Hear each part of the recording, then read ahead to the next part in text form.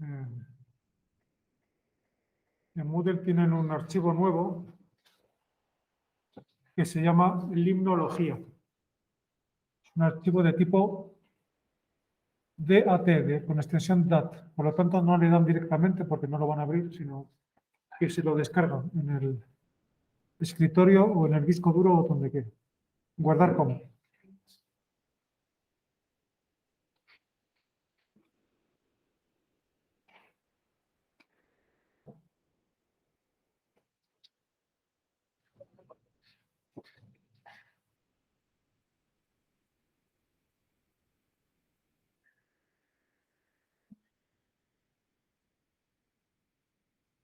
Guardar como.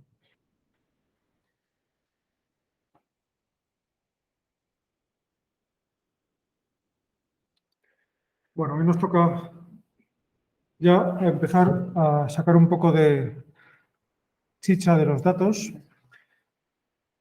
No me deja guardar el brazo, no guardar el archivo. Guardar como.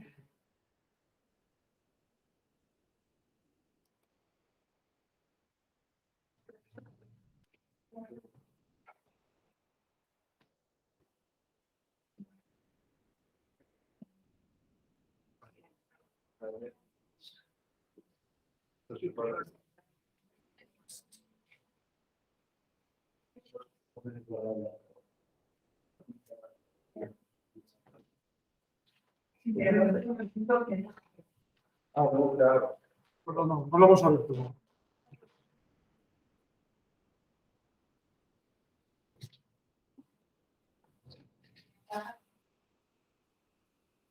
Ya, sí.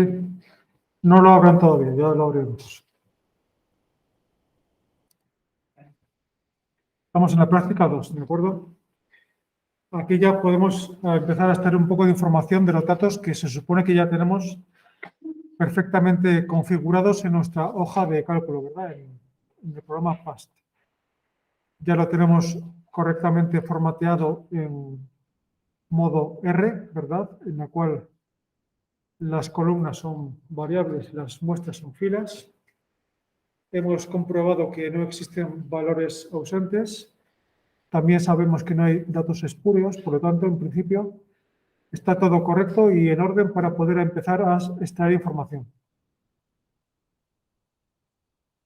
La cuestión es, ¿y qué puedo hacer yo con esos datos? Si a estas alturas no tenemos claro cuál es el objetivo del estudio y cuáles son las hipótesis de trabajo, pues vamos mal, porque esas preguntas hay que hacérselas y hay que responder a ellas no antes de la toma de datos, no, antes de hacer el estudio, antes de hacer el experimento. Porque muchos de los condicionantes, muchos de las características que va a tener nuestro plan de trabajo dependen del objetivo que perseguimos. Pero esta asignatura no va de diseño experimental, que supongo que lo verán en otros momentos de la carrera. Aquí venimos ya con los datos ya puestos negro sobre blanco en el ordenador. La parte ya la obviamos y aquí partimos ya de un estudio ya realizado con los datos ya perfectamente depurados y completos. Por lo tanto, la pregunta es, ¿cuál es mi hipótesis de trabajo? ¿Qué quiero yo demostrar o refutar con estos datos? Aquí ya entonces dejamos el campo de la estadística meramente descriptiva, que es lo que hemos hecho hasta ahora, describir las variables, cuál es la media, la mediana, cómo se dispersan los datos en torno a ese valor central. Y entramos dentro del campo de la estadística inferencial. Inferencial significa deducir cosas. A nosotros, como a todos los científicos, nos interesa saber si existen o no relaciones entre variables. Si la edad de un niño está relacionada con su estatura. Si el perímetro de un árbol está relacionado con su altura. si el número de camadas de un mamífero está relacionada con la longevidad de esos individuos. Si el tipo de bosque de esa robledal quejigar condiciona de alguna manera la riqueza de especies de flores que hay en esos tipos de bosque. Como ven, siempre estamos hablando de diferentes casos, pero es de variaciones sobre el mismo tema, que son parejas de variables. Queremos saber si existe una relación, una dependencia entre la primera de ellas, la primera columna, la primera variable y la segunda. Para determinar si existe o no esa relación, necesitamos hacer pruebas estadísticas, que me van a confirmar de la forma más rigurosa y más científica que puede hacer un ecólogo si esta relación existe o no. La cuestión es que hay múltiples pruebas y tengo que saber cuándo usar cada una de ellas y qué condiciones, qué requisitos deben cumplir los datos para que pueda aplicar una prueba u otra.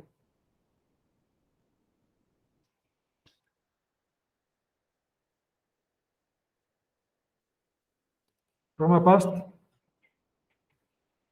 Lo abrimos. Vamos a trabajar esta tarde no con los datos de la dehesa, que eso los dejamos para luego, sino con otros datos que tengo ya preparados, que se los han descargado aquí en el archivo limnología.dat, para abrir un archivo DAT. Si le dan doble clic, no funciona. Lo que tienen que hacer es arrastrar ese icono, ese archivo, adentro del programa.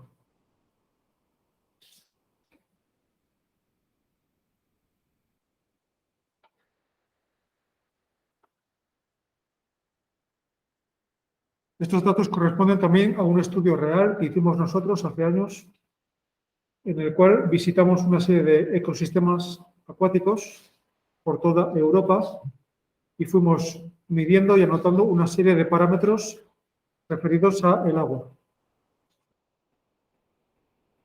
En concreto, nos fijamos en 4 cosas. La latitud del punto de muestreo donde estaba tomada esa muestra, la latitud, el pH del agua, la conductividad del agua y la concentración de fósforo total del agua.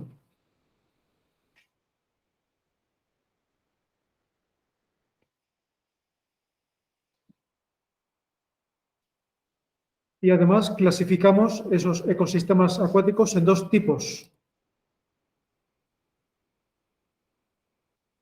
Tipo 1, ríos.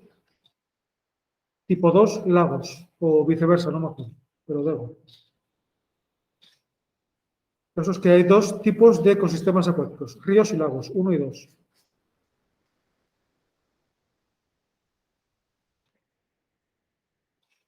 Y además clasificamos esas muestras en función de otro criterio, que es el bioclima bajo el cual se asientan esos puntos de muestreo. Bioclima mediterráneo, bioclima atlántico y bioclima continental, que se corresponden respectivamente con los niveles 1, 2 y 3 de esta variable clima.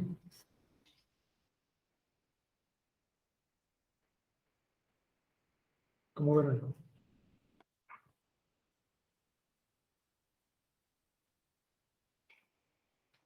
Pregunta. En esta hoja de datos, ¿cuántas variables hay?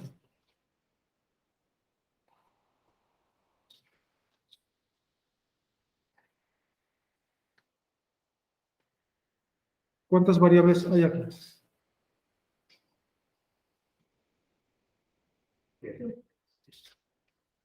1, 2, 3, 4, 5, 6. Esto es una variable.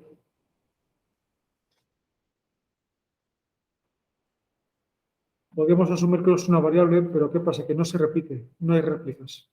Cada punto de muestreo se muestrea una sola vez. Por lo tanto, no forma parte del diseño experimental. Porque si así fuera, necesitaríamos tener varias muestras del mismo punto. Si se fijan, no se repiten en ningún sitio. Por lo tanto, de hecho, si se fijan, no la he puesto adrede formando parte del grupo de columnas que tengo en la hoja, sino que he puesto simplemente como cabecera de las filas para denotar, para acordarme de en qué localidad se tomó cada muestra. Pero eso técnicamente no es una variable. Podríamos asumir que lo era si tuviéramos repetición de datos, pero no lo es. Por lo tanto, tenemos 1, 2, 3, 4, 5, 6.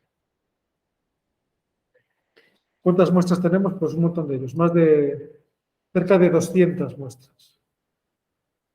Es una hoja bastante buena para tratar con ella. ¿Por qué? Porque es una hoja muy alargada. Caso contrario tenemos con la de esa, que teníamos muchas variables y muy pocas muestras, ¿no? Aquí tenemos justo al contrario, que es lo perfecto para poder trabajar con ello. Tenemos pocas variables y muchas muestras, que es lo ideal.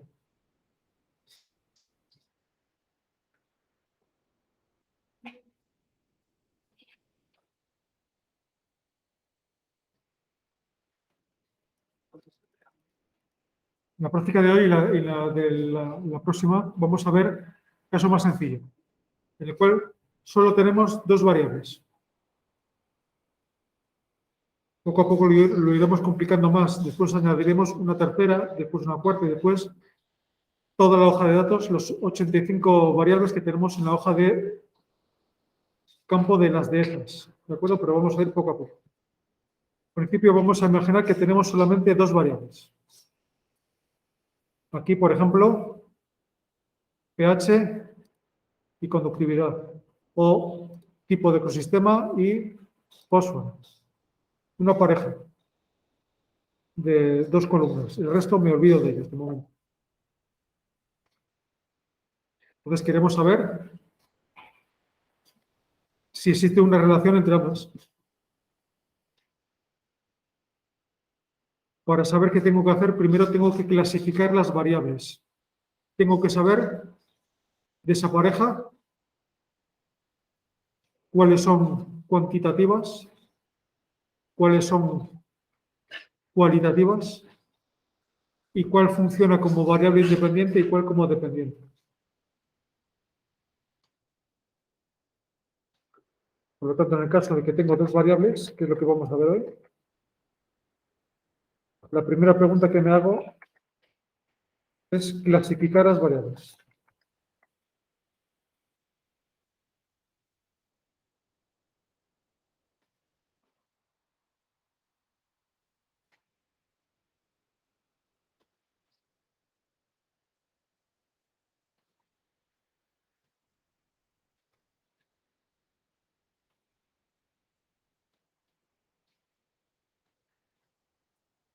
Distinguir cuantitativas y cualitativas es sencillo. De estas 1, 2, 3, 4, 5, 6 variables que tengo ahí, ¿cuáles son cuantitativas y cuáles son cualitativas? Ojo, no es necesario que haya de ambas, ¿eh? Puede haber una hoja de datos solo con cuantitativas o solo con cualitativas, pero aquí ya les digo que hay de las dos. ¿Cuáles de esas 6 son cuantitativas? Esta es cuantitativa, fósforo. ¿Se expresa con números? Sí, ¿no?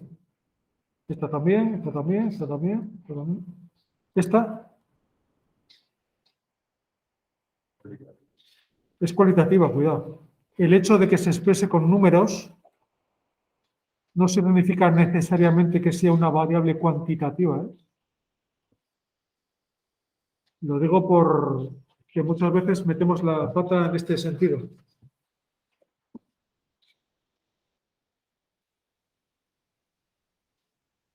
¿Cómo sé que esta variable es cualitativa si yo estoy viendo números ahí, como aquí, como aquí, como aquí? ¿Por qué esta es cualitativa? ¿Qué tiene de especial? Los números están asignados aleatoriamente. Porque yo he asignado el número 1 al bioclima mediterráneo.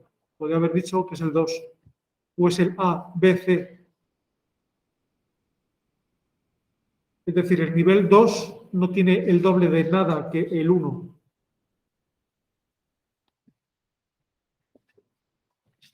Y está igual.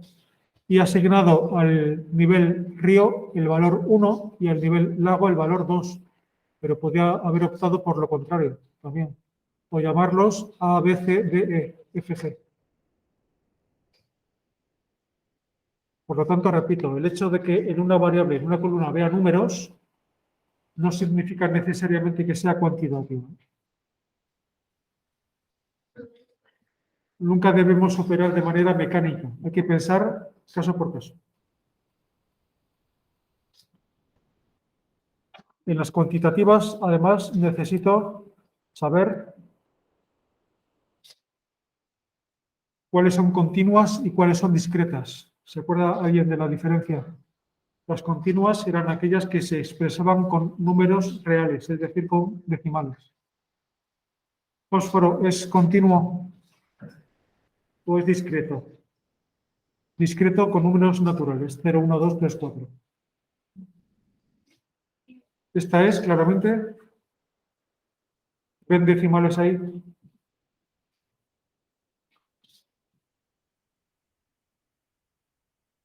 Por lo menos hay un dato que sí.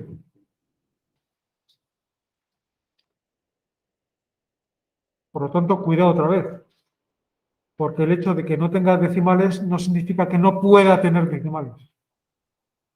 La distinción entre discreto y continuo no se refiere tanto a si tienen decimales como si pueden tenerlo, esa variable. Hay que atender a la naturaleza de la variable y no a los datos que yo tengo. La concentración de fósforo en el agua es un parámetro que yo pueda medir con decimales, sí. Si mi método de determinación de esa concentración es lo suficientemente preciso como para darme decimales, no hay ningún problema. Igual este 6, si yo lo mido con un método más preciso, no era 6, sino que era 6,02 partes por millón de fósforo en el agua. Y lo mismo pasa con la conductividad. Aquí no vemos decimales, pero podía tenerlos. Si yo tengo un conductivímetro muy preciso, puedo medir decimales de esa variable. Como los tengo en el pH, aquí no hay duda porque veo decimales ya directamente. Por lo tanto, es una variable cuantitativa continua. Y la latitud igual. Son las 4 cuantitativas, las 4 son continuas. Otra cosa es que tuviera, por ejemplo, una variable que se llamara número de especies que hay en cada uno de esos lagos o ríos. Entonces ya no puedo tener decimales, porque tengo o 2 especies o 3 especies. No puedo tener 2,5. Sería un caso cuando yo cuento cosas, individuos en una población o especies en una comunidad, estoy obteniendo una variable cuantitativa discreta. No es el caso aquí, son todas continuas. Segundo paso es, una vez que ya sé si son cuantitativas o cualitativas, es fijarme en cuál funciona como independiente y cuál funciona como dependiente. Clasificar en continuas o discretas con las salvedades que hemos dicho es relativamente sencillo. La parte no complicada, sino en la que hay que pensar un poco más, es separar independientes de dependientes. Si solo tenemos 2, por ejemplo, clima y fósforo. Sabemos que por lo menos una de ellas va a ser la independiente y por lo menos otra va a ser la dependiente. Aquí no hay casos en los cuales las dos sean dependientes.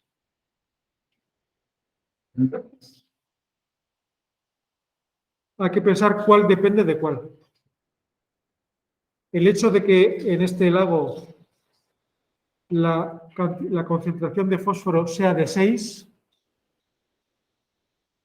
depende de que haya tomado la muestra bajo un bioclima mediterráneo o es el bioclima el que depende de la concentración de fósforo.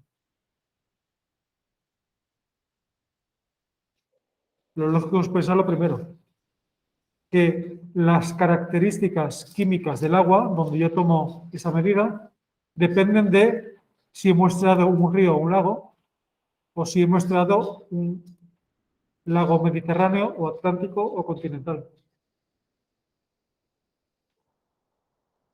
Y no al revés. Al tipo de ecosistema le da igual que el pH sea 7 o que sea 5, pero al pH no le da igual que la muestra sea tomada de un río o de un lago. ¿Ven ahí la relación de dependencia? Normalmente, y no me hagan caso porque hay muchas excepciones, pero normalmente para nosotros las variables cualitativas que ponemos siempre a la izquierda, si se dan cuenta, van a actuar como independientes y las variables cuantitativas como dependientes. Pero hay muchas excepciones, ¿eh? O sea que no se lo aprendan así de memoria porque hay muchas excepciones.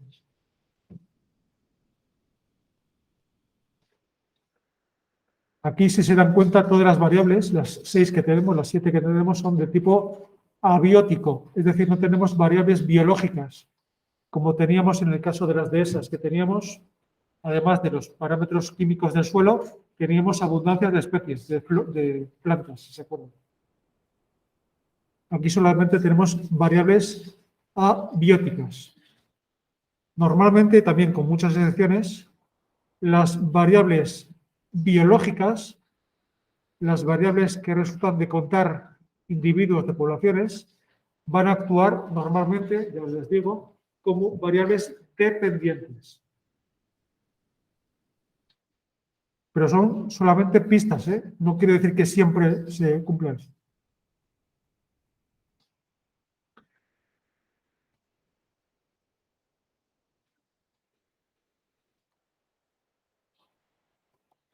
Por lo tanto, ya sé de qué tipo es cada una de esas 7 columnas que yo tengo en la hoja.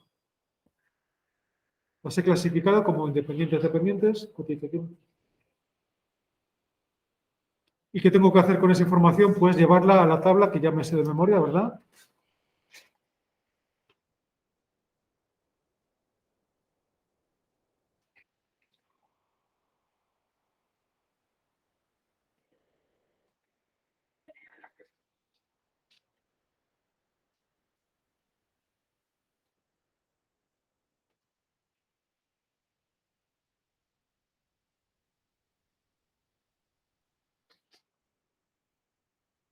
Esto lo tienen en la teoría y también en la práctica. O sea, no...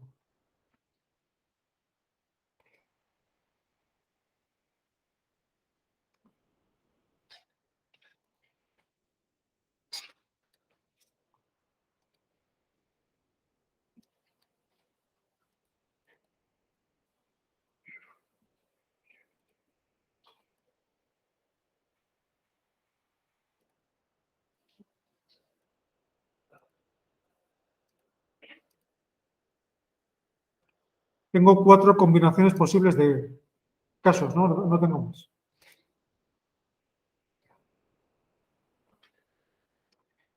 Si tengo 2 variables, las dos pueden ser de tipo cuantitativo, tanto la independiente como la dependiente.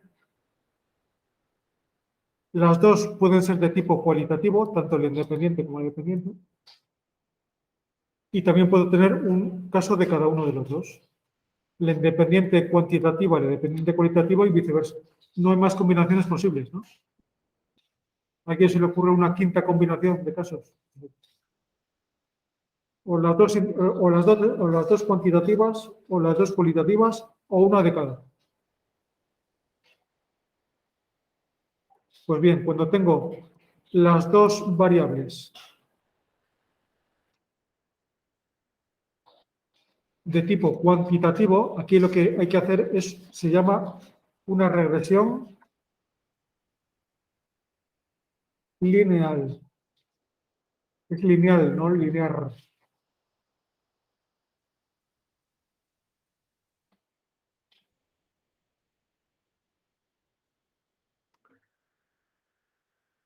Cuando la independiente es de tipo cualitativo y la dependiente sigue siendo cuantitativa, aquí el análisis correcto se llama análisis de la varianza.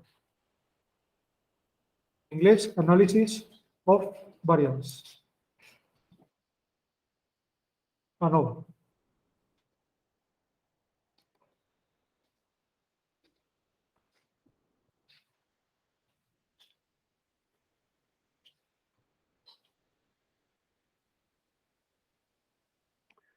Tercer caso es en el cual la variable independiente es de tipo cuantitativo y la dependiente es una variable cualitativa. Esto se traduce en una regresión logística.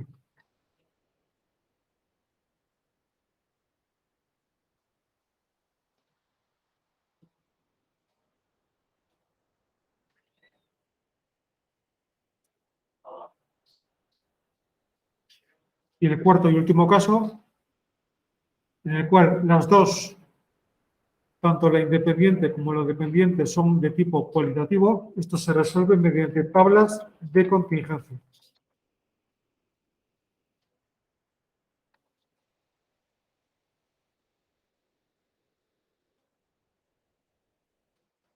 No falta que noten nada porque lo tienen todo varias veces en el temario, ¿eh? Varias veces.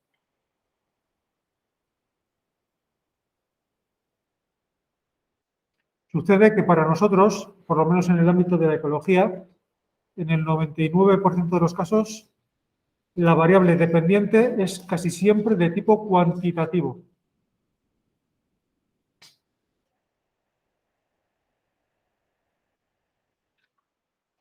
Estos casos en los cuales la dependiente es cualitativa suelen ser más frecuentes en medicina, en clínica, pero para nosotros casi siempre la variable de respuesta, la variable dependiente va a ser de tipo cuantitativo, va a ser un número. Por lo tanto, vamos a simplificar esta tabla todavía más y vamos a eliminar esto. Esto no lo vamos a ver, no sé que tenga alguien interés especial, que lo dudo. Nos quedamos con estas dos zonas. Entonces, la cuestión se resuelve sabiendo de qué tipo es la variable independiente, si es cuanti o quali, porque para nosotros la dependiente va a ser siempre cuantitativa.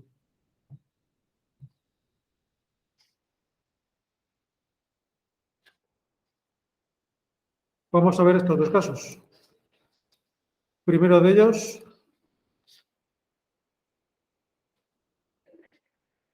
regresión lineal.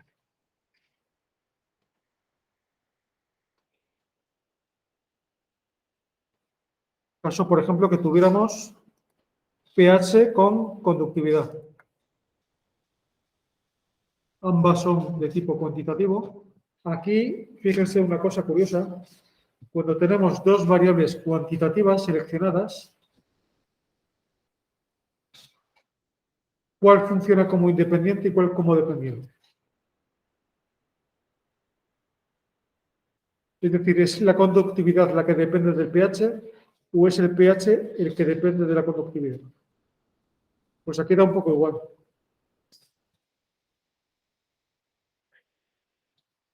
Podemos asumir cualquiera de las dos perspectivas y llegaríamos a resultados correctos en ambos casos.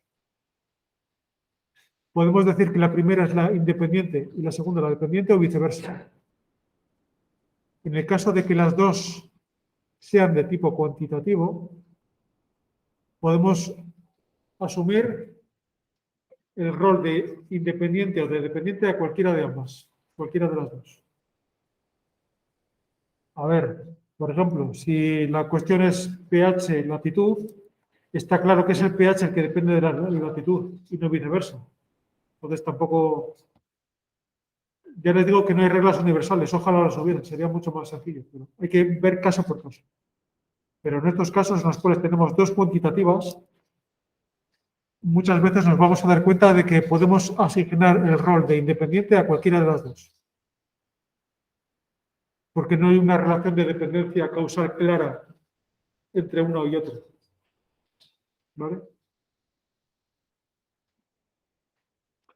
Por lo tanto, tenemos ya claro que tenemos que hacer una regresión lineal.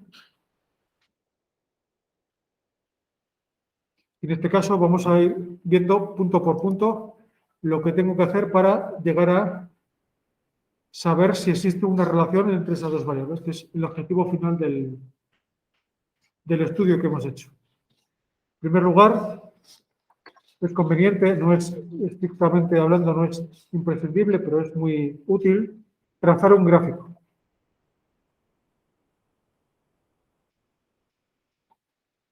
Que relacione visualmente ambas variables.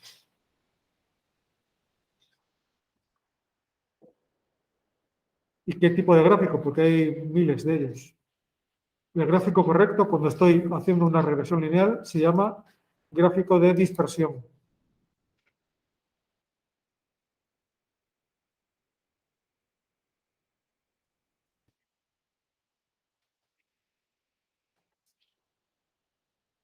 Repito lo que decía el otro día. Un gráfico no resuelve nada. No me dice si hay o no hay relación entre las variables. Me permite visualizar los datos, ver si está todo correcto y sobre todo me permite una cosa muy importante, me permite formular hipótesis acerca de la relación que existe o no entre esa pareja de variables. Pero no me dice nada más, ¿eh? Lo digo por aquellas personas que concluyen su trabajo con un gráfico. A mí el gráfico no me dice nada. No me responde a la pregunta. Lo cual no significa que no haya que poner gráficos, por supuesto, pero no como conclusión, como resultado, pero no como conclusión del estudio.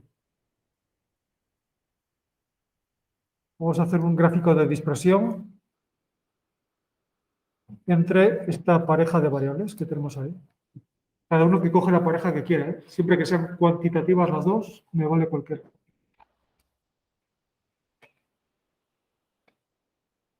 El gráfico de dispersión, PAST, lo llama gráfico XY.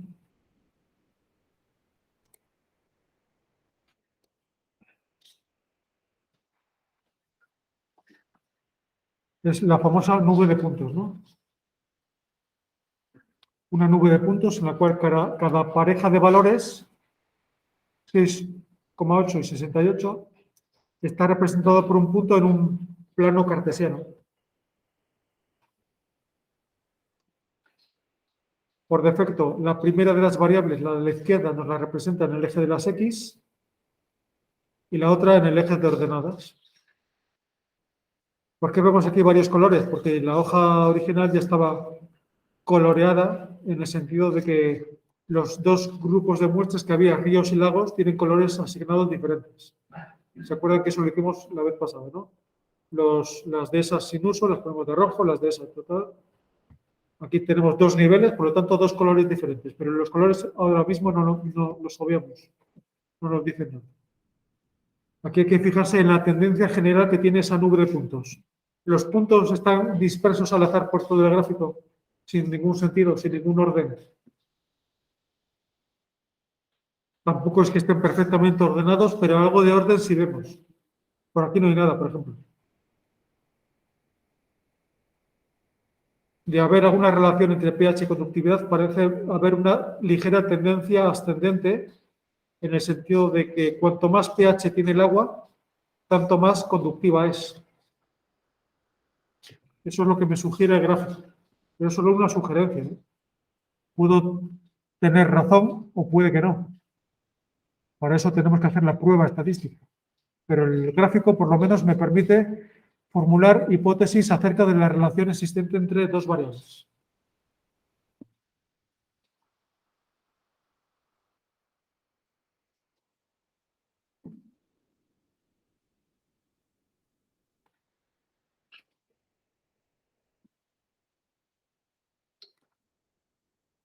¿Quiénes apuestan que existe una correlación entre pH y conductividad? Viendo esto.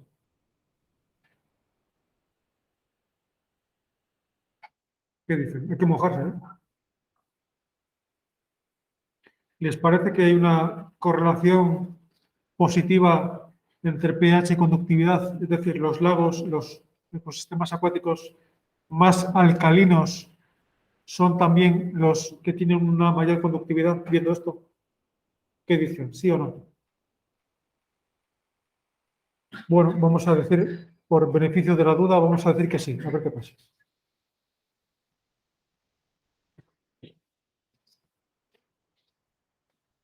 El gráfico me permite, por lo tanto, formular la hipótesis de trabajo.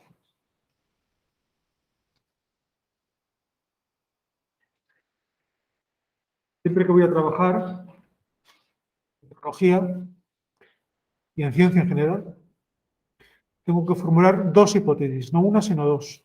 La que yo creo, la que yo pienso, la que yo intuyo que está pasando en los datos, esa la voy a llamar hipótesis alternativa.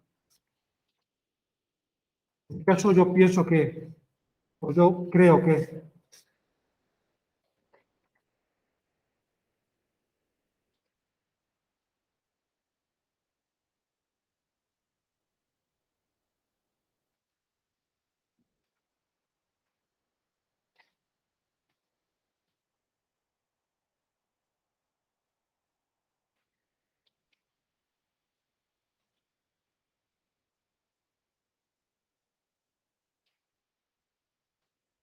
el gráfico me sugiere que es posible que exista una dependencia lineal, una correlación, una relación, como quieran llamarlo, entre una cosa y otra, entre pH y conductividad.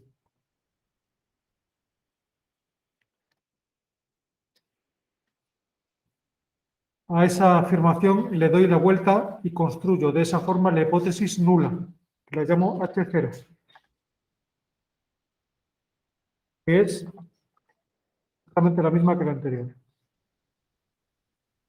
pero en sentido negativo.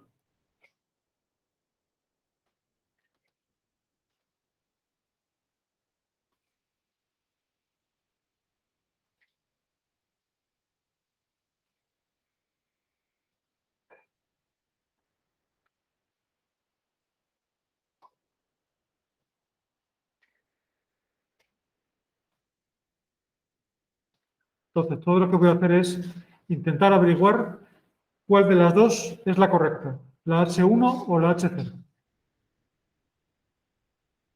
En función de lo que me diga el resultado de una prueba estadística que voy a hacer. La cuestión es ahora saber cuál es esa prueba, porque hay varias.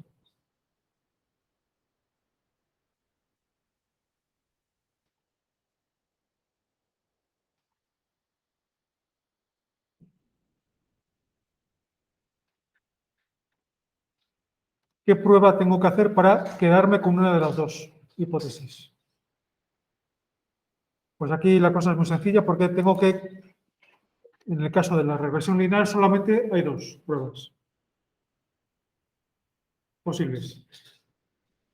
¿Y cómo sé cuándo uso una y cuándo uso otra? Pues en función de que si la variable dependiente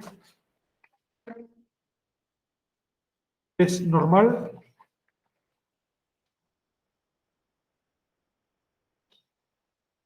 o no es normal.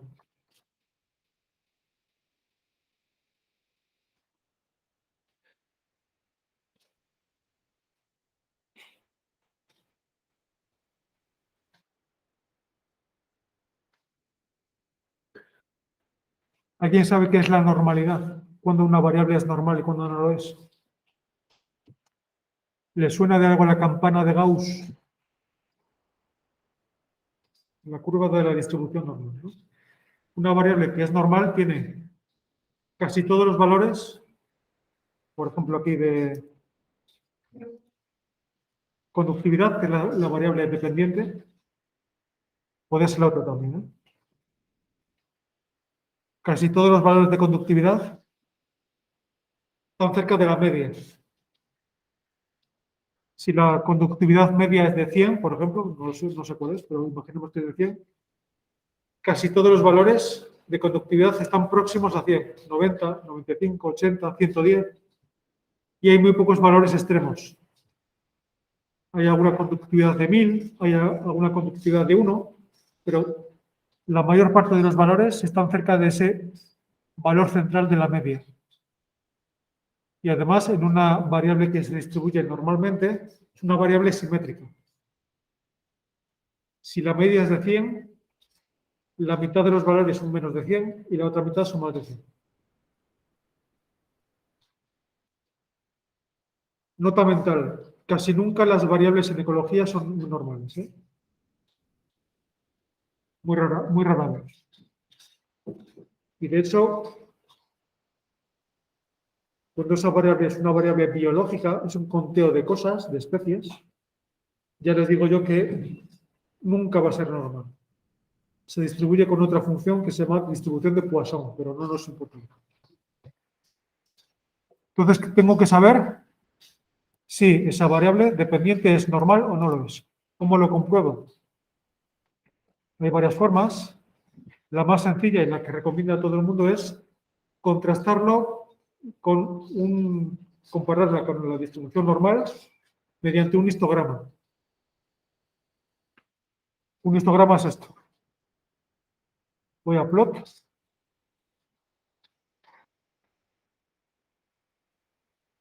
Y la cuarta opción es trazar un histograma de la variable.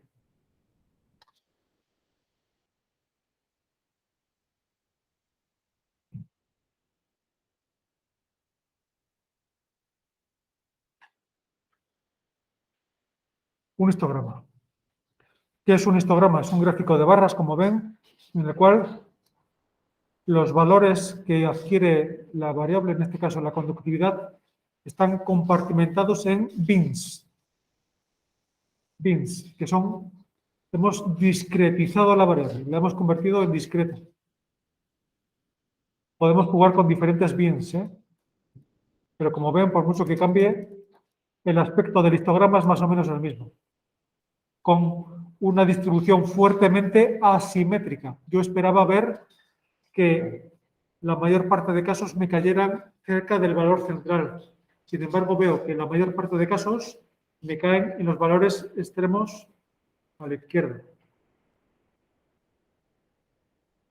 Un histograma se lee de esta forma.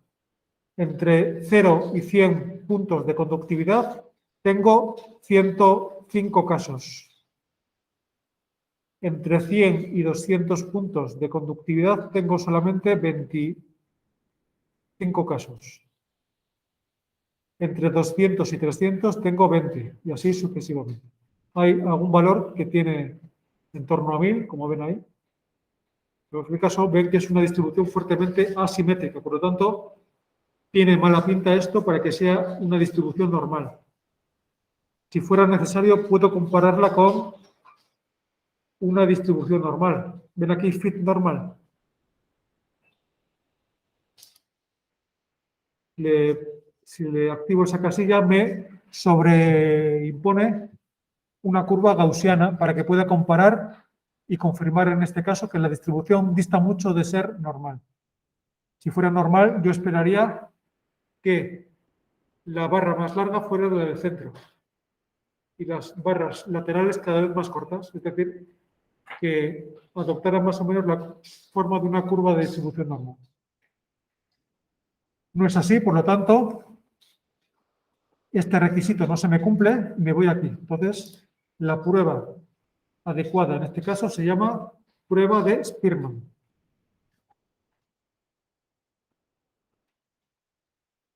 Prueba de Spearman.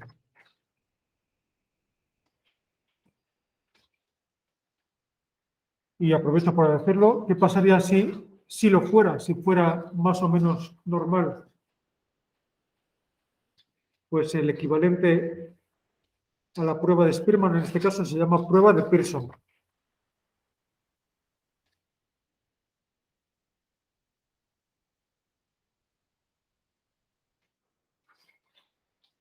Todo esto lo tienen en el guión de prácticas, no me estoy inventando nada. Lo tienen ahí.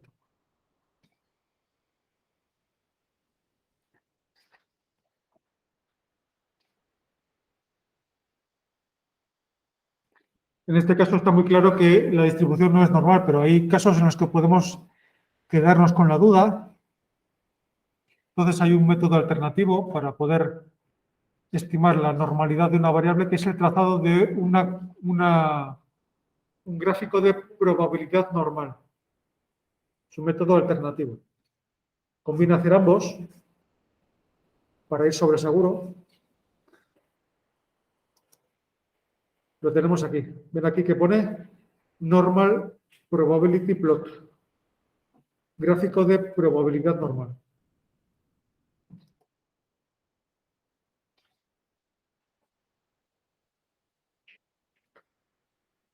Un gráfico de probabilidad normal es un gráfico en el cual se nos representa en ordenadas los valores que adquiere la variable, en este caso la conductividad, ordenados del menor a mayor.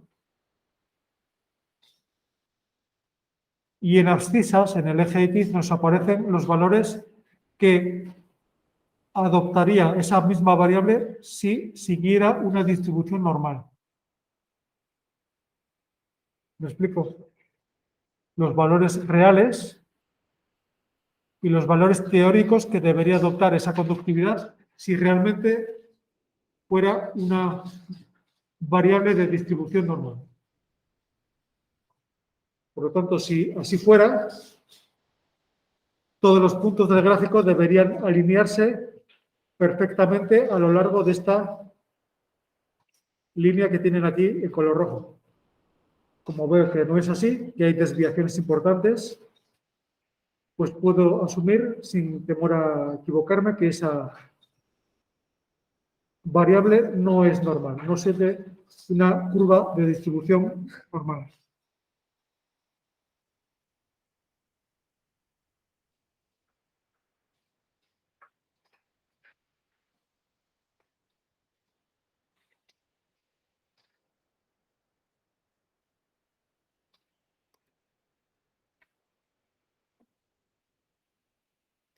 En cualquier caso, llego a la conclusión de que no es normal y por lo tanto tengo que hacer la prueba de Spearman.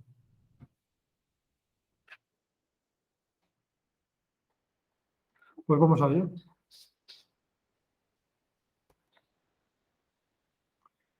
En Univariate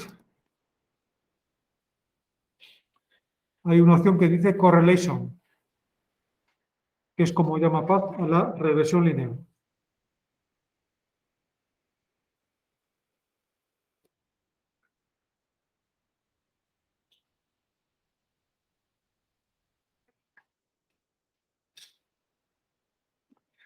Y aquí a la derecha me permite elegir qué prueba hago. Por defecto me hace Pearson, pero yo no, lo que quiero no es Pearson, sino Spearman.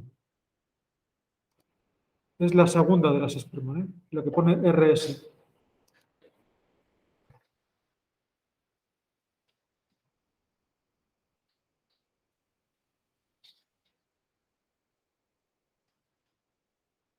¿Vale?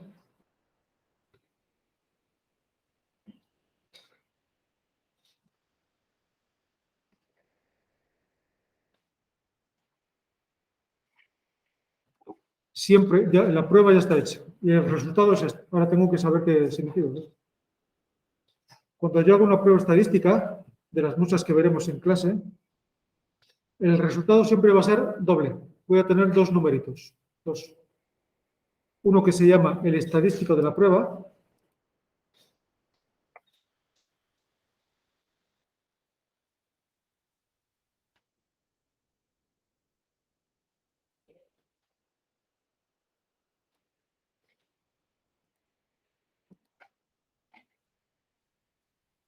Y otro que se llama P, que es una probabilidad, ¿de acuerdo? Significan cosas diferentes. Dos valores numéricos, ¿vale? Y cuando estoy redactando los resultados, tengo que anotar los dos, porque son importantes y me indican cosas distintas.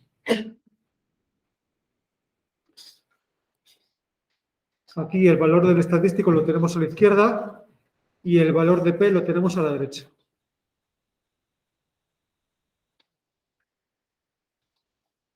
El nombre del estadístico va cambiando de prueba a prueba. Por ejemplo, para la prueba de Spearman, el estadístico se llama Rho.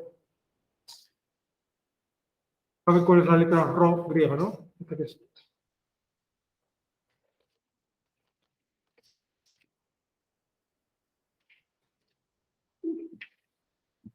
Rho.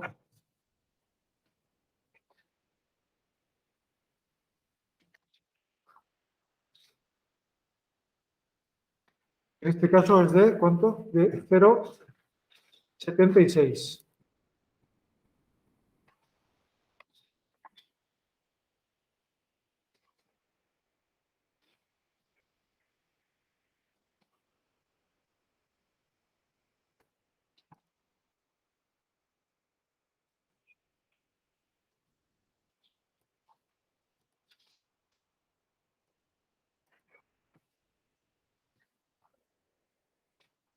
¿Qué significa este valor de Rho? Rho es un valor que puede ir de -1 a +1, pasando por 0.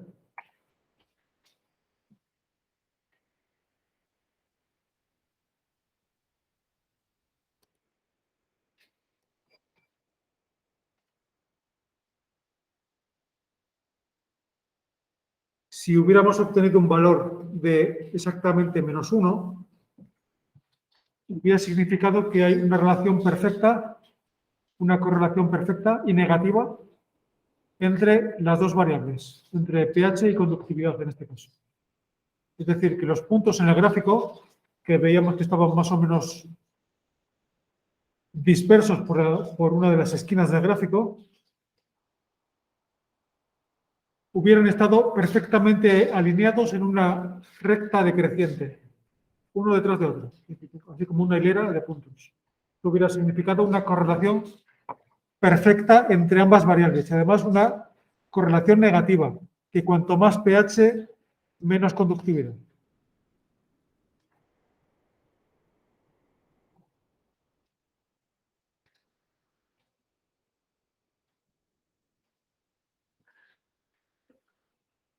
Hubiéramos obtenido un valor de 1, de +1, si hubiéramos obtenido el caso contrario. Una recta, en vez de decreciente, una recta creciente, con todos los puntos, los 200 y pico puntos, perfectamente alineados, formando una recta creciente. Eso hubiera significado una correlación perfecta entre las dos variables. Y además de tipo positivo, que cuanto más conductividad, más pH, y viceversa. Y si hubiéramos obtenido un valor de 0 o próximo a 0, ¿eso qué hubiera significado? Hubiera significado que habríamos obtenido un gráfico en el cual los 200 y pico puntos están al azar dispersos por todo el gráfico, sin ninguna tendencia de ningún tipo. Es decir, una ausencia total de relación lineal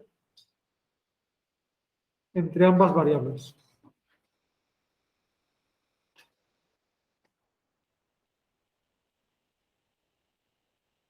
Como nosotros hemos obtenido un valor de 0,76 positivos, eso significa varias cosas. Primero, que estamos con un valor positivo, es decir, que la correlación de existir, ojo, yo todavía no sé si existe o no, pero ese valor me dice que de existir, esa correlación sería positiva.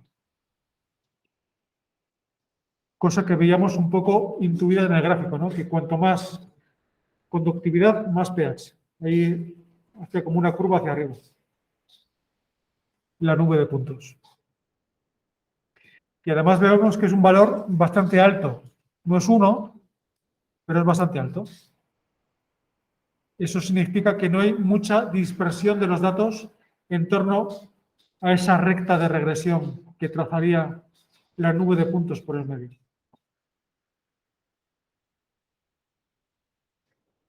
Es decir, una correlación bastante buena. Pero a mí no me interesa saber si es una correlación buena o mala. A mí lo que yo quiero saber es si esa correlación es significativa o no. Lo digo porque mucha gente se conforma con anotar ese valor. Me sale un valor de 0,76, por lo tanto, la regresión, la correlación entre ambas variables es aceptable, o es buena, o es positiva. Pues no me vale eso.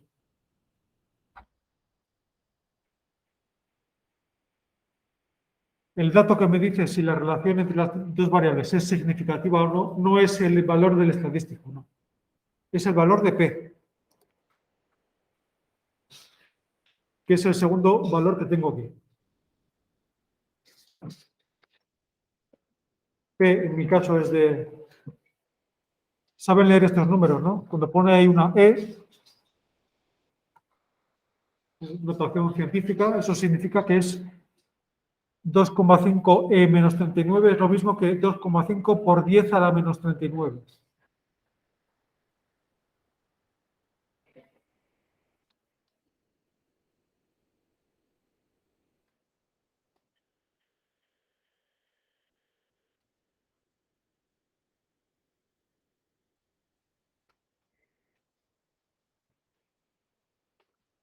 O si lo prefieren,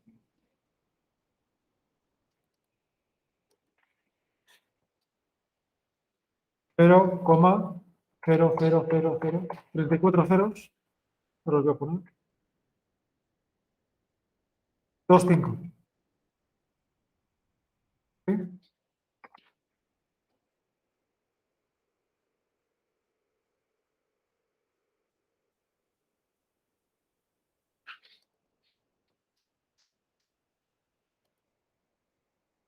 Un valor muy bajo, prácticamente cero. Ese es el resultado de P, que es el más importante de los dos, ¿eh? El otro también es importante porque me dice el sentido de la correlación, pero el que me da la significación estadística es este.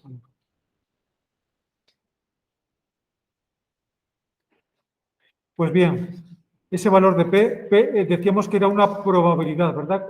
¿Entre qué valor y qué valor puede existir un valor de probabilidad? ¿Cuál es la probabilidad mínima? Han dado ya algo de probabilidades, ¿no? Los valores de P, ¿entre qué y qué valor van?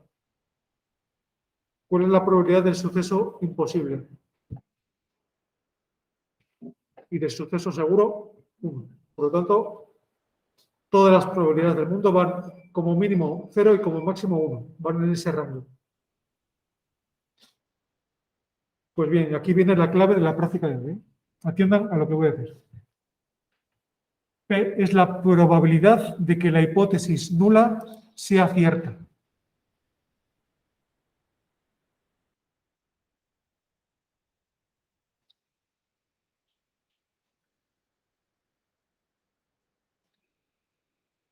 La nula.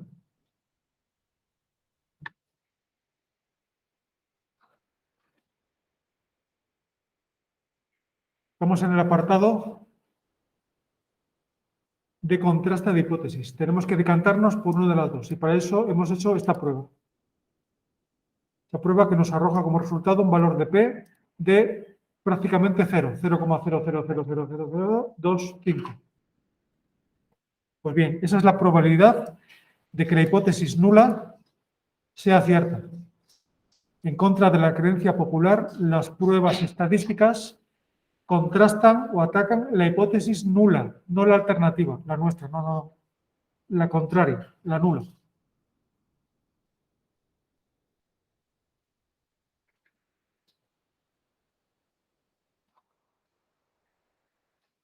Y por tanto, en ese contraste de hipótesis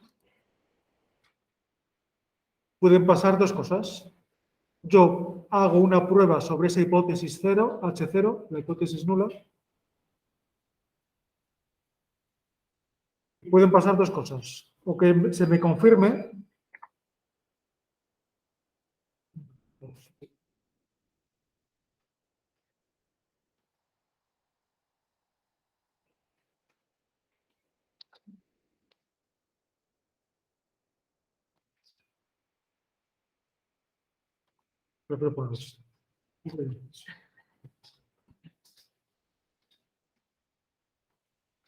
Como resultado de esa prueba, pueden pasar dos cosas. O bien, confirmo esa hipótesis. De las dos, la correcta es la hipótesis nula. O bien, descarto esa hipótesis. La refuto. Y solo en ese caso, en el caso de que refute esa hipótesis nula, acepto la alternativa.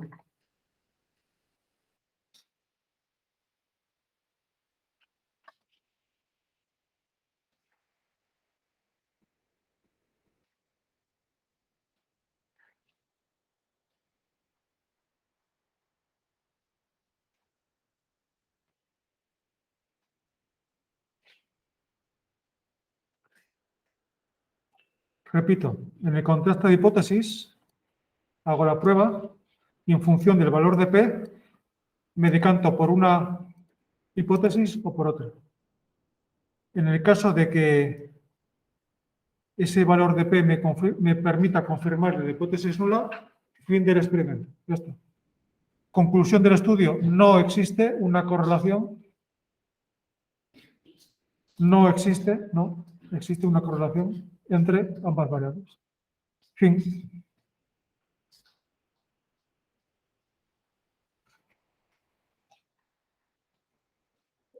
Un fin un poco triste para nosotros porque nosotros queríamos, de hecho hemos empleado un montón de esfuerzo y de trabajo para estudiar esas variables y resulta que después de todo el proceso llegamos a la conclusión de que no tienen nada que ver una con otra, no tienen ninguna relación.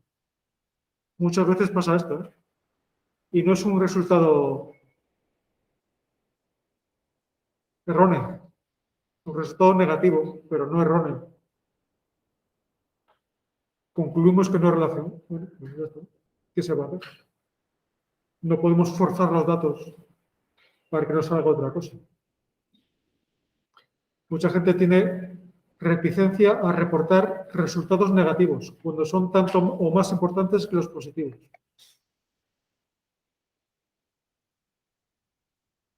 Nadie escribe un artículo científico con una vacuna que no funciona. Resultado negativo. Pero es importante informar a la comunidad científica de ello, por lo menos para que no se vuelva a repetir el mismo ensayo. Por lo menos para eso.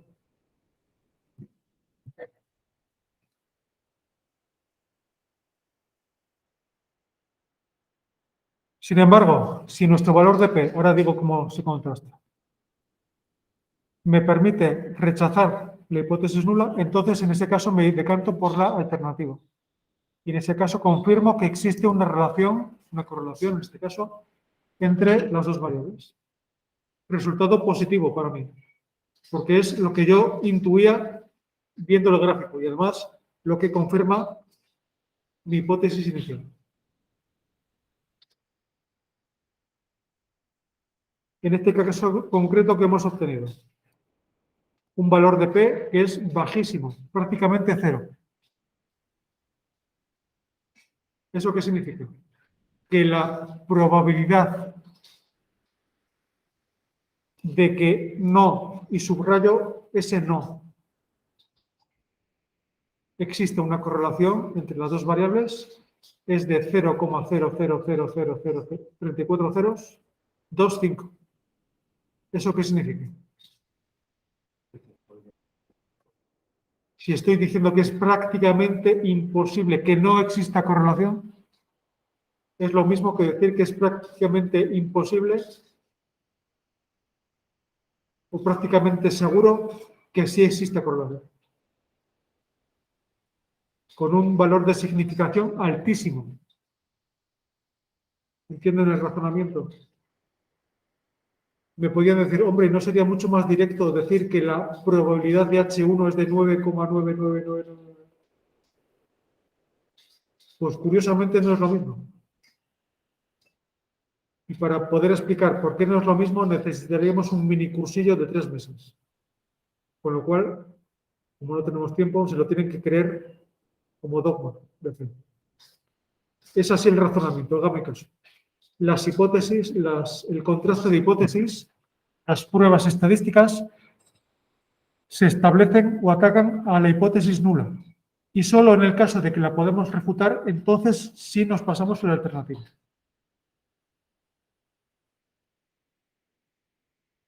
La pregunta inmediata aquí es, bueno, ¿y cuál es el valor umbral de P que me permite decantarme por una o por otra? Aquí está claro que es un valor muy bajo, pero si fuera un valor bajo, pero no tan bajo, por ejemplo, de 0,01,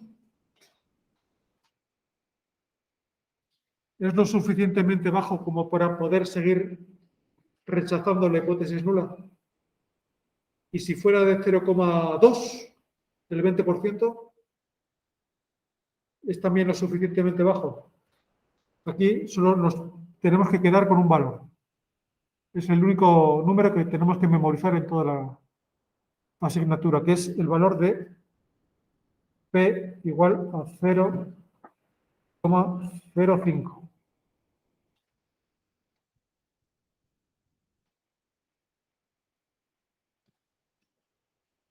Valores por encima confirman la hipótesis nula, valores por debajo refutan la hipótesis nula y por lo tanto confirman la hipótesis alternativa.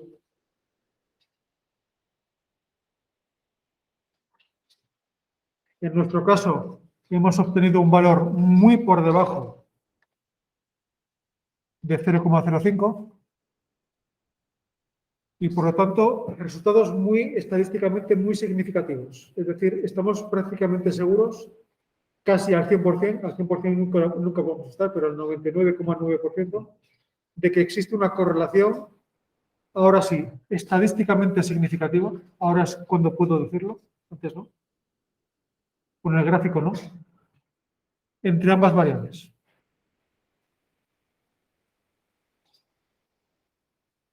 Fin del estudio. Y todo esto que estoy diciendo lo pongo así, tal cual. Formulo las dos hipótesis, hago el contraste de hipótesis, hago la prueba, valor del estadístico, valor de P, y como es un valor de P por debajo de 0,05, rechazo la hipótesis nula y confirmo la hipótesis alternativa. 2 puntos. Existe una correlación entre conductividad y pH. Es así como trabajamos en ciencia.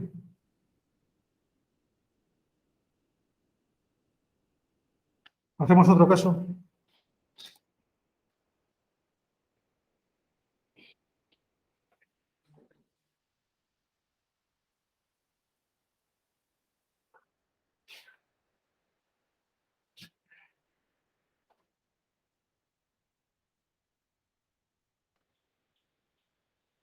Relación entre latitud y pH, por ejemplo.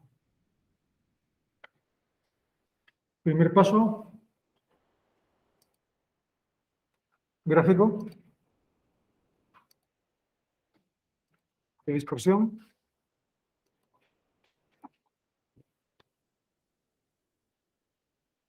En abscisas latitud en ordenadas pH. ¿Alguien ve aquí algún tipo de relación? No se fíen de los gráficos, ¿eh? Los gráficos son muy bonitos, pero a veces engañan. Antes casi nadie vio una relación entre pH y conductividad, y sí la había, ¿eh? Vaya si la había, como que era súper significativo. Aquí parece que tampoco, ¿verdad? En tal caso, una pequeña caída de pH a medida que vamos ganando latitud, es decir, cuanto más al norte cogemos la muestra, cuanto más latitud, más ácida es el agua. Es lo que me está indicando el pH, el gráfico. ¿No? Eso parece ser. Por lo tanto, hipótesis, parece existir una correlación entre, en este caso, latitud y pH.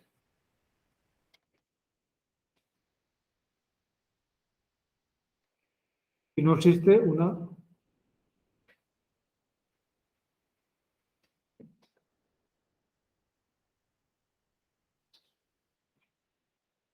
¿Qué prueba tengo que hacer? Pues tengo que ver cómo es la variable de las ordenadas.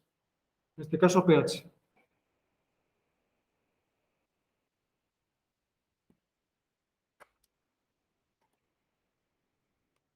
¿Cómo se comprueba esto? Con un histograma, ¿verdad?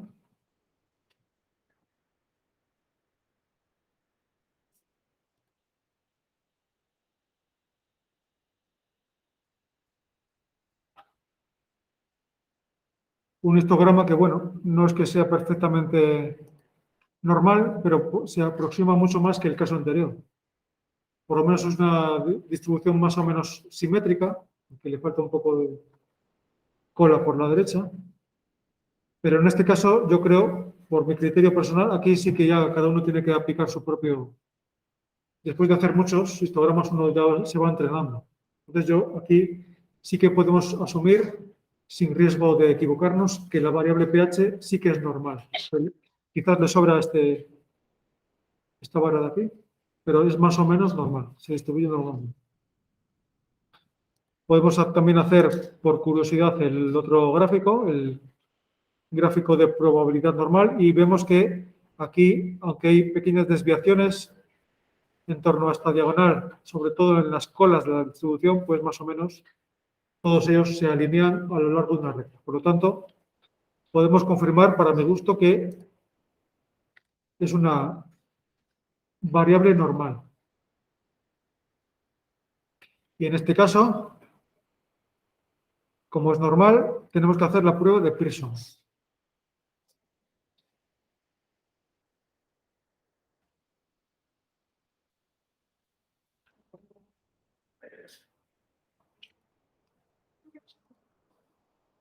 Y la prueba de Pearson, aunque lo tienen activado Pearson, nos dice que el estadístico de la prueba de Pearson, que se llama R,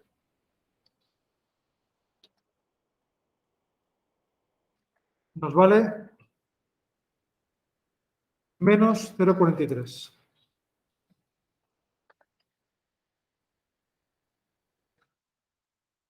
R y ρ funcionan igual, van los dos de -1 a +1 y significan más o menos lo mismo. Nos dicen el sentido de la relación, si es directa o si es inversa, y el grado de dispersión de los puntos en torno a la recta de regresión. Vemos que es un valor negativo, por lo tanto, de existir esa correlación sería una correlación negativa, es decir, que cuanto más latitud, menos pH, cuanto más al norte, menos alcalinidad. ¿Quién no ha calculado alguna vez en Excel el famoso R cuadrado? Cuando haces un grafiquito en Excel, nos sale arriba. R cuadrado igual a 0,92. Ese R cuadrado es el cuadrado de este valor. Y repito una vez más, ese valor no me dice si la relación es significativa o no. Por muy alto que sea. Yo puedo tener un valor podría traerme casos de valores de R de 0,9, casi 1, y la correlación no ser significativa. Y viceversa. Valores de R relativamente bajos, de 0,2, por ejemplo, y sin embargo, correlación significativa. Por lo tanto, no se fíen del valor de R. Anótenlo en los resultados, pero hagan además, calculen además el valor de P, que en este caso es un valor de P de 8,9 por 10 a la menos 11, es decir, de 0,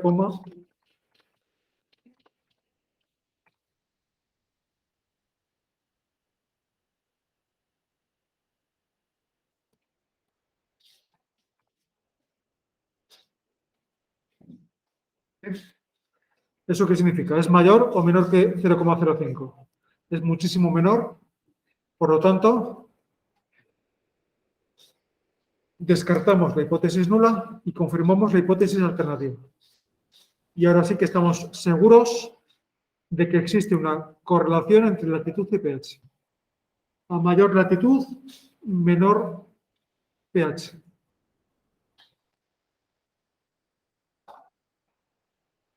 ¿Se entiende cómo funciona esta? Es muy sencillo. Hay un truquito para comprobar todas las parejas de variables. Aquí podríamos comparar latitud con pH, latitud con conductividad, pH con todas las combinaciones posibles, ¿no? Para no tener que hacerlas una a una, podemos seleccionarlas todas ellas y pedirle que nos haga una tabla de correlaciones. Volvemos al mismo menú, correlation, pero con todas las variables cuantitativas seleccionadas y vemos que nos traza una matriz de correlaciones.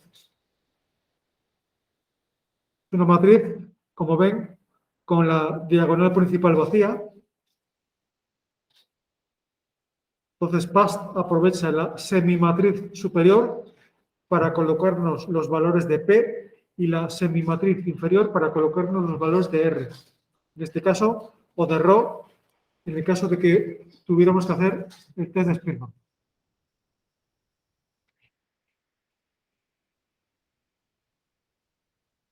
Y aquí vemos de un solo golpe de vista pues todas las correlaciones posibles. Vemos que las 6 combinaciones son todas ellas significativas porque son todas ellas con valores de P muy bajos, por debajo, por supuesto, de 0,05. Y vemos que hay correlaciones positivas, vemos que hay correlaciones negativas, más o menos altas. Y así, sin necesidad de hacer cada pareja por separado, podemos ver todas las correlaciones posibles en una hoja de datos en conjunto. Incluso lo podemos ver gráficamente. Si vamos aquí a plot,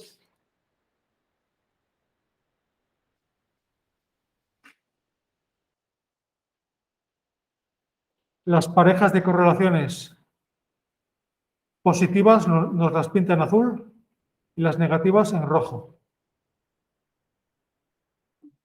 Y el tamaño de la elipse es directamente proporcional a ρ o a R, en el caso de que estemos haciendo Pearson. Es decir, cuanto más grande es la elipse, tanto más alto será el valor de R de ρ.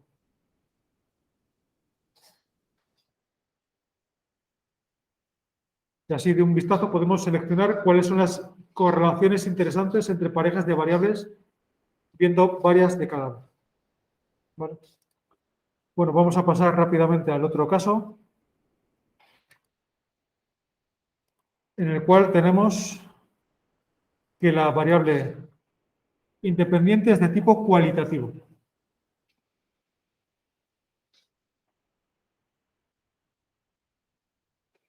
Entonces tenemos que hacer un ANOVA, ¿verdad? El primer paso es el mismo, trazar un gráfico. El gráfico adecuado en este caso se llama boxplot.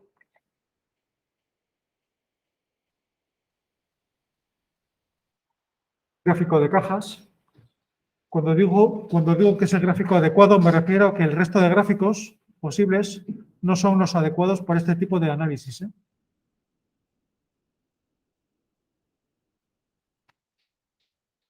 Boxplot. Vamos a hacer un boxplot. Por ejemplo, en el caso de que tuviéramos que comparar tipo de ecosistema acuático con pH. Variable independiente quali, variable dependiente quanti. ANOVA. Hay un pequeño fallo en esta hoja de datos, me he dado cuenta, que es que, si se acuerdan, tenemos que decirle a PAST cuáles de las columnas eran variables cualitativas, porque en principio él no lo sabe. ¿Se acuerdan de esto, no? Hay que decirle que estas dos columnas que tenemos ahí, él por defecto todo lo que ve es cuantitativo para él. Además, como tiene números, hay que decirle que esas dos columnas, cosa que no está hecha todavía en esta hoja, son de tipo cualitativo, es decir, variables de agrupación. Eso lo hacemos el otro día.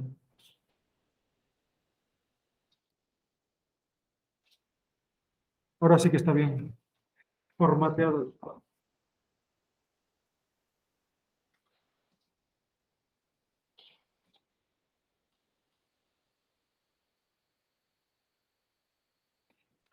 Bueno, decíamos ver si hay diferencias de pH por tipo de ecosistema. Entonces, el gráfico es un boxplot. Ven aquí en la quinta opción dentro de plot, boxplot.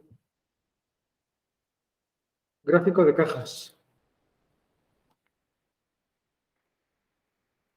lo que nos aparece en primer lugar no es propiamente dicho un boxplot, sino un gráfico de barras. Un bar chart.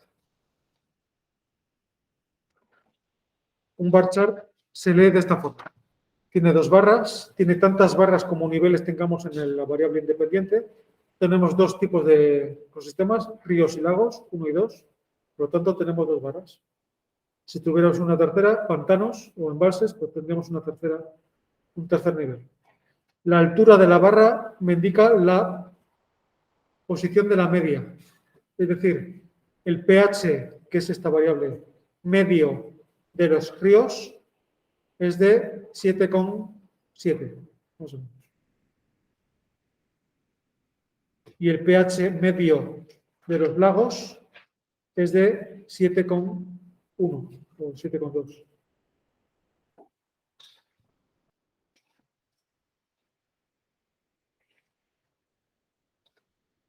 Vale, la altura es la media de cada nivel. Y además veo que hay una barra de error, ¿no? Puedo optar por usar como barra de error el error típico o bien la desviación típica. Es más útil, más informativo hablar siempre de desviación típica.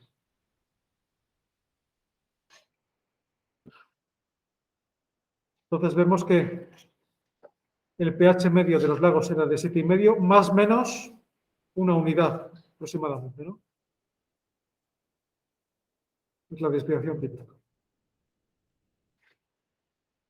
Por esto, como digo, no es un boxplot, es un gráfico de barras. Para ver concretamente un boxplot tenemos que ir aquí y activar la opción boxplot.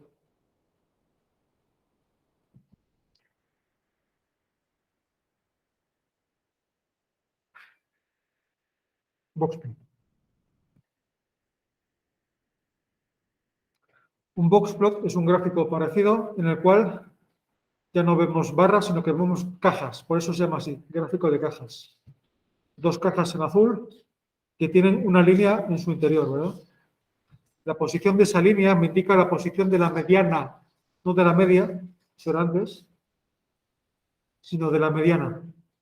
Entonces sé que los ríos, que es el nivel 1, tienen un pH mediano de 7,9, por ejemplo.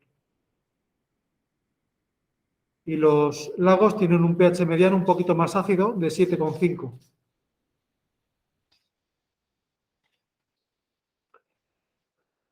Los límites de las cajas, límite superior y límite inferior, me indican los cuartiles primero y tercero.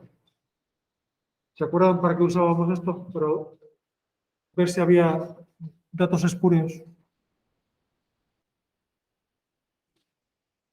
El límite inferior de la caja es el primer cuartil, el Q1, y el límite superior es el Q3. Y la línea central es el Q2, la mediana.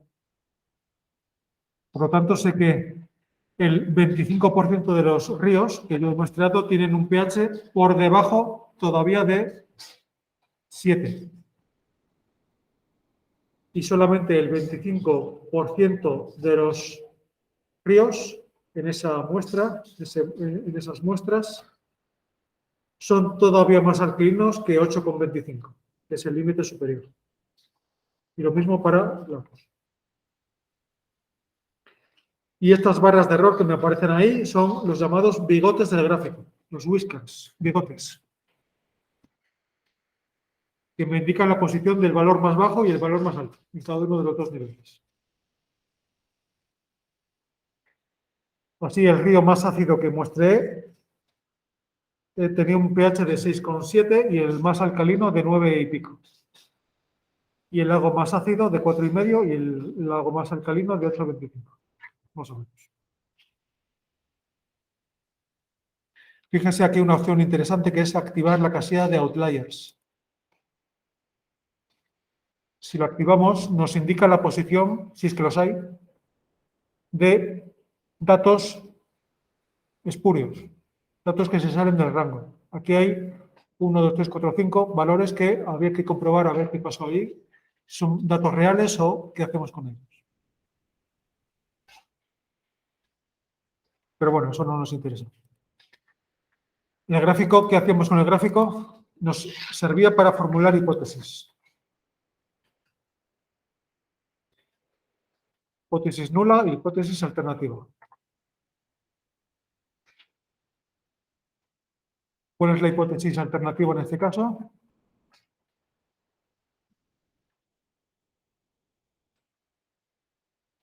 La hipótesis alternativa siempre tiene sentido positivo, sentido afirmativo o sentido optimista, como quieras llamarlo. ¿Existen diferencias?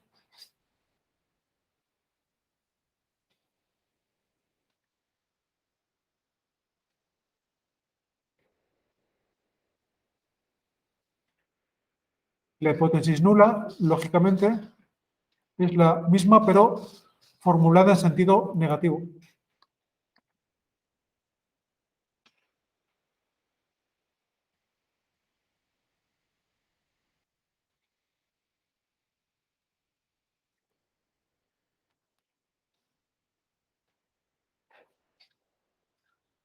En el gráfico parece ser que el pH no es exactamente igual en los dos bloques de muestras. Parece ser que los lagos tienden a ser un poquito más ácidos que los ríos, pero las diferencias no están muy claras. Para eso, para salir de dudas, tenemos que hacer la prueba estadística. Es el paso 3. Prueba agua. En el caso anterior estaba muy claro porque solo había dos, ¿no? O Pearson o Spearman. Aquí ya la cosa se complica un poquito. Tengo que hacer una serie de comprobaciones.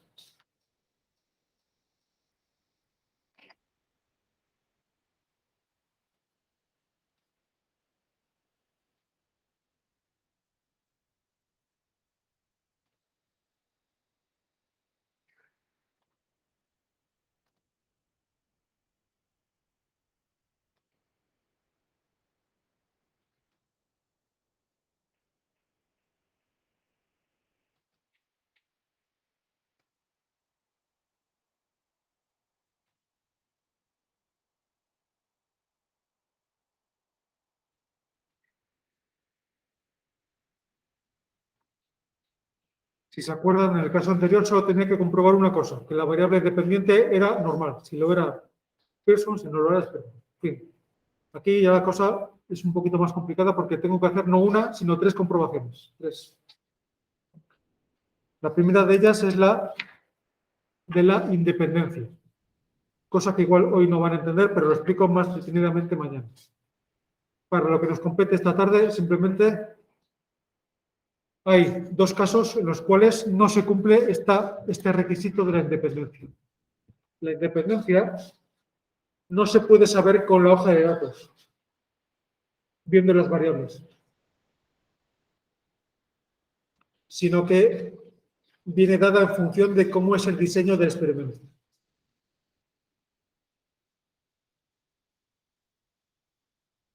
Para hoy simplemente me conformo con que nos acordemos de dos cosas, 2 casos en los cuales no hay independencia, que son el caso en el cual hay pseudo-replicación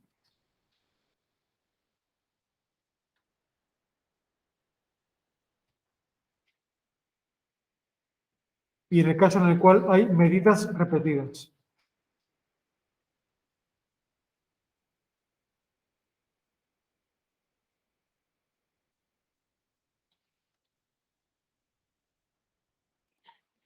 ¿Se acuerdan de esto de la pseudo-replicación? Cuando solo teníamos una única unidad experimental. ¿Se acuerdan de lo de la parcela que se dividía en 2? Esta parcelita que teníamos 2 y cogemos 3 muestras y 3 muestras. Estos puntos no son réplicas verdaderas porque hay una única parcela, hay una única unidad experimental. Por lo tanto, no son réplicas, son pseudo-réplicas. No significa que el diseño sea incorrecto, ¿eh? A veces no queda más remedio que hacerlo así. Si esto es quemado y esto es no quemado, pues es así, como está dispuesto en la naturaleza, no se puede hacer otra cosa. Pero lo erróneo no es diseñar el experimento así, lo erróneo es diseñarlo y asumir que hay independencia, cuando no lo hay. Y otro caso muy frecuente en ecología Donde tampoco se cumple ese requisito es el caso de las medidas repetidas. Muy frecuente, por ejemplo, en estudios sucesionales, cuando se estudia la sucesión en un ecosistema.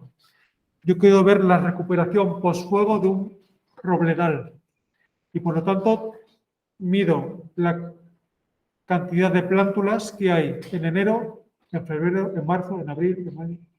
La misma parcela, la misma unidad, la voy siguiendo y controlando en el tiempo para ver cómo van rebrotando las especies. Ese tipo de diseños en los cuales el tiempo es la variable independiente, enero, febrero, marzo, abril, casi siempre están afectados de dependencia. Es decir, ahí no podemos asumir que las unidades experimentales son independientes, porque de hecho hay una única unidad experimental que se mide varias veces, pero hay una. Por lo tanto, tampoco no se preocupen porque esto vamos a verlo con más ejemplos mañana. En principio, solo quiero que se acuerden de que el primer requisito que hay que comprobar para saber el test que hay que aplicar es el de la independencia. El segundo es el de la normalidad, que ya sabemos cómo funciona, ¿no? Hacemos el histograma de la variable dependiente y si adopta la forma más o menos de la campana, pues le damos por bueno y si no, pues no. Y el tercero es el de la homocedasticidad, también llamado homogeneidad de las varianzas. Esto también se comprueba visualmente. La forma más sencilla de hacerlo es volviendo a trazar el gráfico de barras con la desviación típica activada como barra de error y fijándonos si las barras de error son parecidas, iguales no van a ser nunca, pero por lo menos parecidas entre los dos niveles. Es decir, la longitud de la barra de error es la misma o parecida, por lo menos, entre los dos niveles. Aquí podemos asumir con bastante confianza que existe homocedasticidad, existe homogeneidad de variantes, porque son prácticamente iguales. ¿Vale? Por lo tanto, vemos que este requisito se cumple.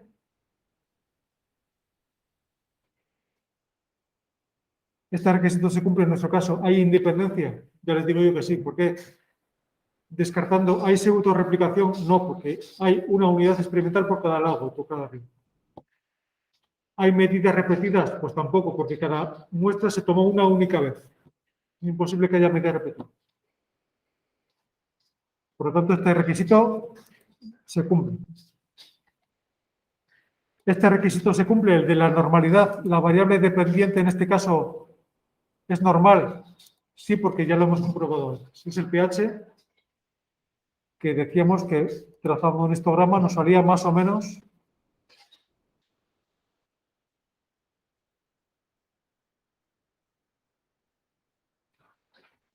parecido a una campana.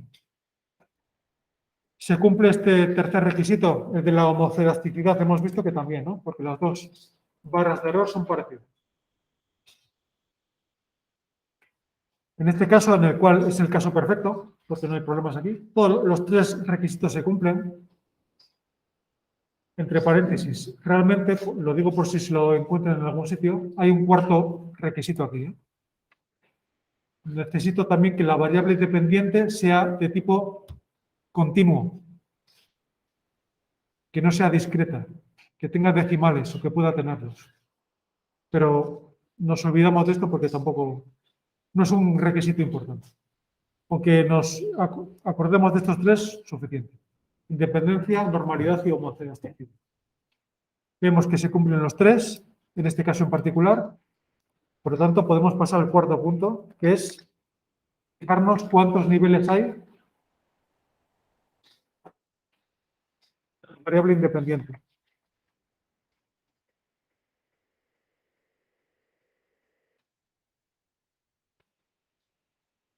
Pueden ser o dos o más de dos. Puede ser uno, claro.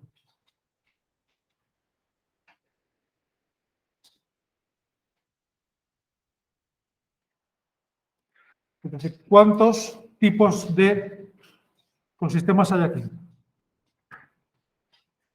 2, ¿no? Nivel 1, nivel 2. Río, lago. Si la variable independiente fuera esta, pues serían 3. Nivel 1, nivel 2, nivel 3. Mediterráneo, Atlántico, continental. Pues bien, si todo esto se me cumple y tengo solamente 2 niveles, la prueba adecuada en este caso es la prueba T.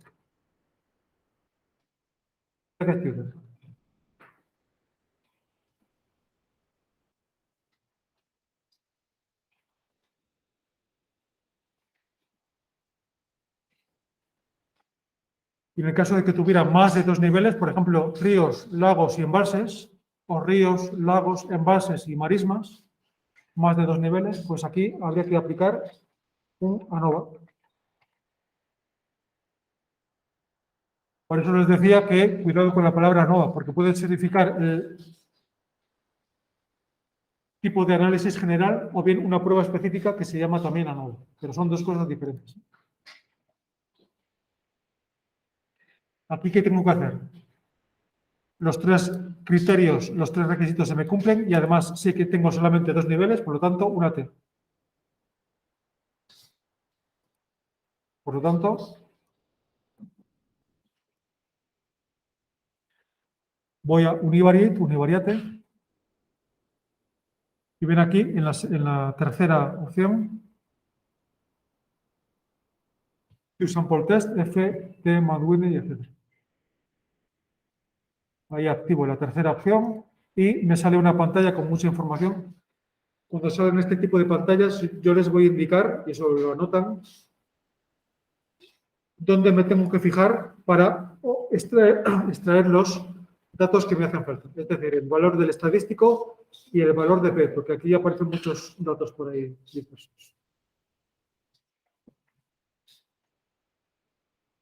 Decíamos que cuando hacíamos una prueba nos salían 2 valores siempre, ¿no? El estadístico y la P. El estadístico, en el caso de la prueba T, se llama T también. En este caso, vale, lo tienen aquí, lo ven 4,3.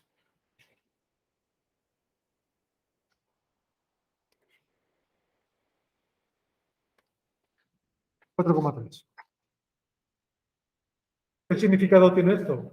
Antes dábamos un significado ecológico a los valores de ρ y a los valores de R. Aquí no tiene ninguna interpretación, simplemente lo anotamos y ya. Nos fijamos sobre todo en el valor de P, que es el más importante para nosotros. P, ¿vale? Es esta P, ¿vale? La primera de ellas. 2,6 por 10 a la menos 5.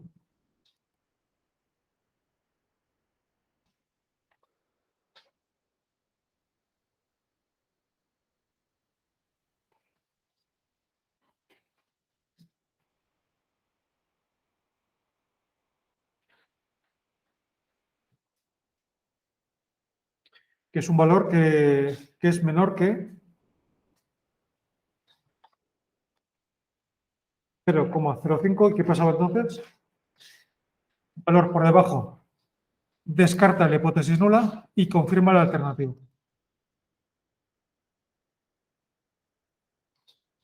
Por lo tanto, conclusión del estudio. Existen diferencias estadísticamente significativas. Esa es la clave. Estadísticamente significativas de pH entre ríos y lagos. Y además, por el gráfico sabemos que son los lagos los que son más ácidos que los ríos, ¿verdad? Que nos quedaba la caja un poquito más abajo que la otra.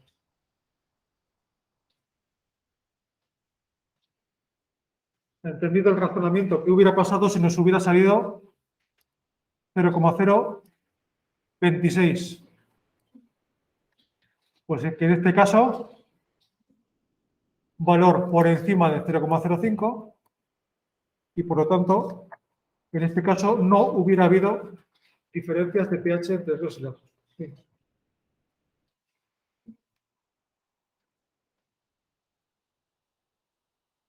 Y terminamos viendo el último caso. ¿Qué pasa cuando tenemos más de 2 niveles en la variable independiente? Por ejemplo, cuando nos interesa contrastar tipo de clima, que tiene 3, nivel 1, nivel 2, nivel 3, con pH, para no cambiar de... Pues lo mismo. Gráfico, boxplot.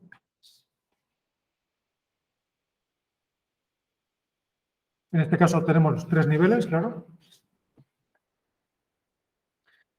Trazamos la desviación típica en torno a esa media y cogemos el boxplot. Vemos los valores de pH medianos para el bioclima mediterráneo, el atlántico y el continental. ¿Y qué hacíamos con ese gráfico? Formulábamos las hipótesis. Aquí parece ser que también hay diferencias de pH comparando los 3 niveles, porque sobre todo este queda, aquí no hay diferencia tan acusada, pero este es bastante más bajo que los otros dos. La cuestión es saber si esa diferencia que vemos visualmente es o no estadísticamente significativa, que es la clave del asunto. Por lo tanto, existe diferencia de pH entre los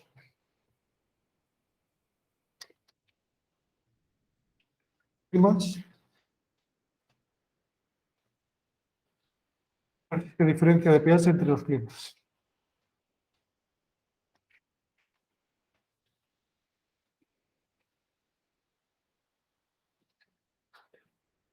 Dependencia si se cumple, porque no depende de la variable, sino depende del diseño, y ya decíamos que sí lo tiene.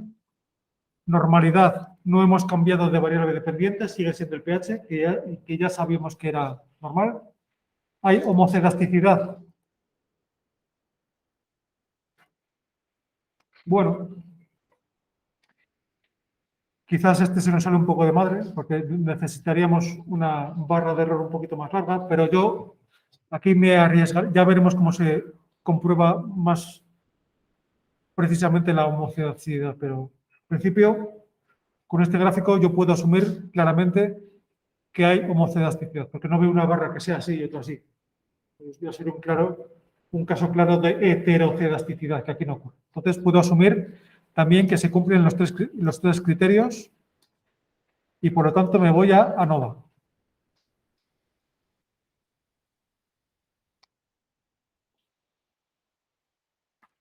Univariate. Ven aquí ANOVA.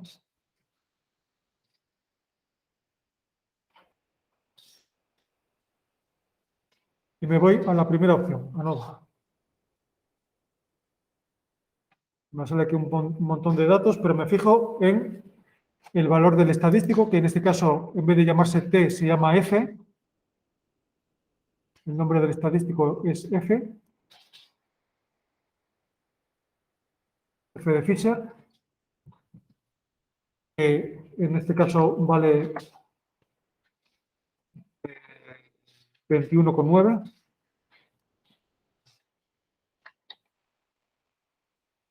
Me fijo en el valor de P, que es de 2,5 por 10 a la menos 9. Por lo tanto, P es de 0,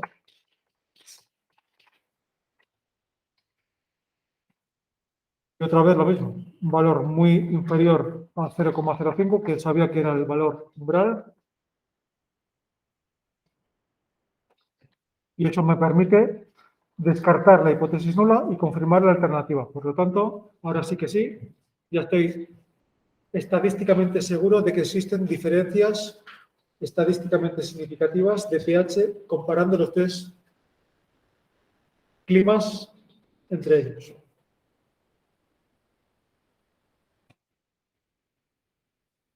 Visto el razonamiento general, en la siguiente práctica veremos qué pasa cuando no se cumplen alguna de estos requisitos, o varias, o todas.